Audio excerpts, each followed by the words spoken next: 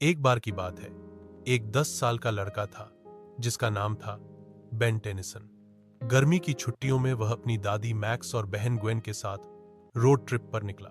सब कुछ सामान्य चल रहा था जब एक दिन जंगल में उसे एक रहस्यमय घड़ी जैसी चीज मिली। उसका नाम था ओमनीट्रिक्स। ओमनीट्रिक्स कोई साधारण घड़ी नहीं थी।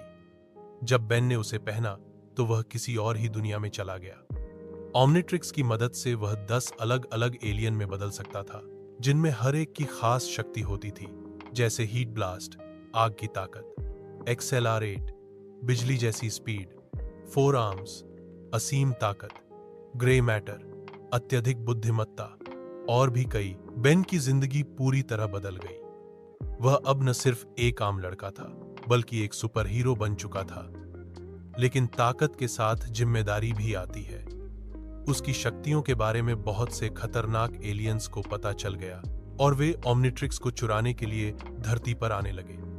उनमें सबसे खतरनाक था विलगैक्स, एक क्रूर एलियन जो ओमनीट्रिक्स को अपने बुरे इरादों के लिए पाना चाहता था। बेन ने ग्वेन और ग्रैंडपा मैक्स के साथ मिलकर इन खतरों का सामना किया।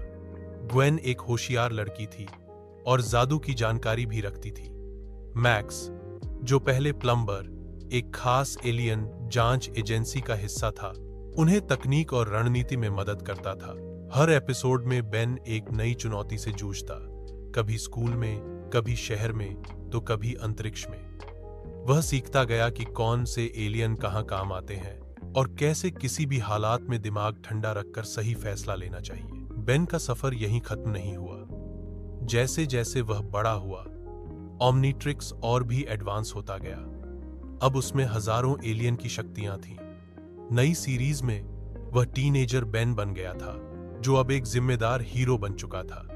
उसने कई नए दोस्तों, जैसे केविन लेविन, जो पहले उसका दुश्मन था, बाद में दोस्त बना और नई तकनीक के साथ बड़ी बड़ी लड़ाइयां लड़ी। सिर्फ एक सुपरहीरो शो नहीं था, बल्कि एक ऐसी कहानी थी जो बच्चों को यह सिखाती है कि अच्छाई, जिम्मेदारी और साहस से हम किसी भी मुश्किल का सामना कर सकते हैं।